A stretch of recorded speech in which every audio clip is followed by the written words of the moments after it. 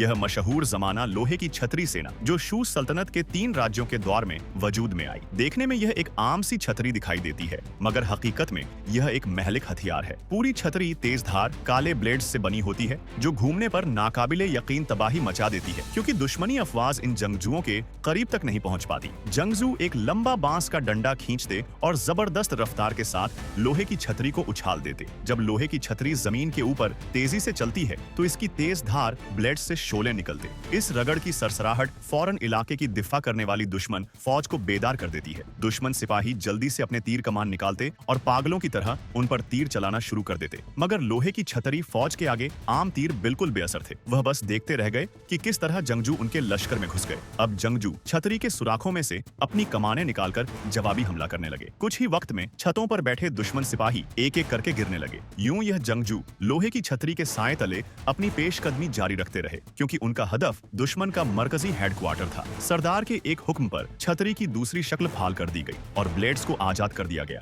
अब दुश्मन हेडक्वार्टर की एलीट अफवाज भी न ठहर सकी और अपने लश्कर को छोड़ने पर मजबूर हो गई। यूं शू सल्तनत की बहादुर लोहे की छतरी फौज ने सिर्फ एक जंग में अपना अफसानों जैसा मुकाम हासिल